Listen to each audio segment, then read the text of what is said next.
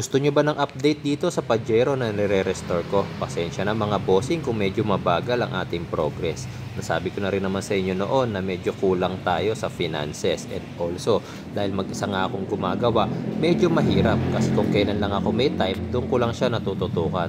Siya nga pala, huwag kayong masyadong mag-expect dito sa restoration ko rito sa Pajero. Hindi full restoration ang gagawin ko rito.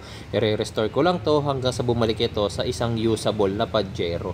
Medyo pagagandahin lang natin ng konti pero hindi yung sobrang ganda na parang pang car show. Kulang po kasi tayo sa resources mga boss. Mahal din ang restoration, hindi po biro. Yung owner type jeep nga lang dati na ni-restore ko, nagulat ako dahil umabot ako doon ng 250,000 pesos. Dito, mas malaki, sigurado ang gagastusin sa Pajero na to. Alam nyo ba, mula nung inayos ko ng Pajero kung nakakamagkano na ako, aba, almost 50,000 na rin ang nagagastos ko. Siyempre, sa mga nakapanood ng restoration nito, alam nyo hindi to umaandar ng maayos noon. Pero hindi ko in-overhaul ang makina niyan. Ang isa sa nagpamahal dito sa Pajero na to, siyempre, yung gulong na binili ko, almost 34,000 din ang presyo ng isang set niyan. Hindi ko na kasi pwedeng gamitin yung dating gulong dahil bukod sa expired na, talagang marami na ring crack, so delikado na siyang gamitin. Kaya nga, nag-decide ako na hindi na full restoration ang gagawin dito mga bossing kasi syempre meron din naman akong ibang sasakyan pa na ginagamit. Bali ngayong araw ang gusto ko mangyari is malinisan yung kanyang engine bay, yung mga parts din ng chassis at mga bakal na kinakalawang ng konti. Plano kong kiskisin niya ng steel brush tapos mapinturahan kahit papano. Pero syempre tatanggalin ko muna yung mga parts and accessories na medyo nakakaharang. Yun nga lang yung makina at transmission, syempre hindi ko na yan maibababa. Wala naman kasi kung boom or engine hoist para maibaba yan. Kaya kung ano lang yung matatanggal ko, yun na lang. Tapos diskarte na lang sa paglilinis. Siguro gagamit ako ng pressure washer. Tapos lahat ng kailangan kong sprayan ko na lang din ng konti. Pati nga itong bumper, tinanggal ko kasi napansin ko na yung chassis may mga stains na rin at kalawang. So kailangan makiskis ko muna yun ng steel brush at mapinturahan na rin.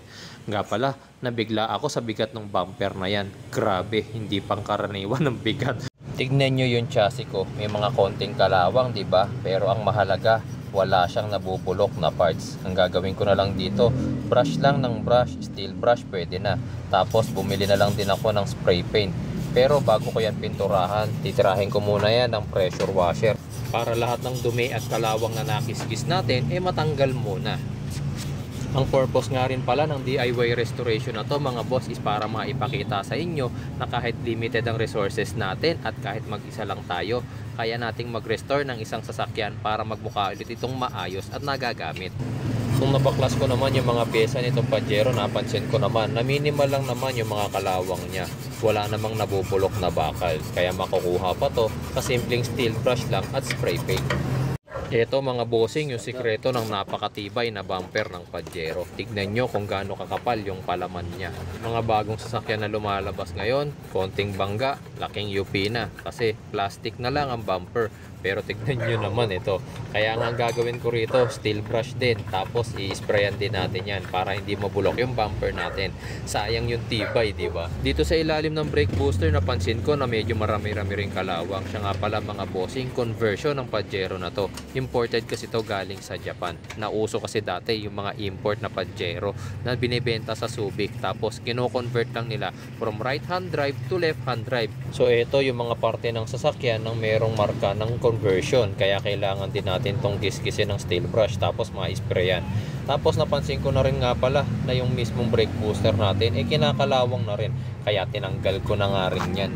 Kinalawang ang brake booster na to mga bossing kasi dating nagkaroon ng leak yung kanyang brake master, pero naayos na namin. Yun nga lang yung mismong brake booster hindi na napinturahan. Kaya ngayon ang ginawa ko, binaklas ko na siya.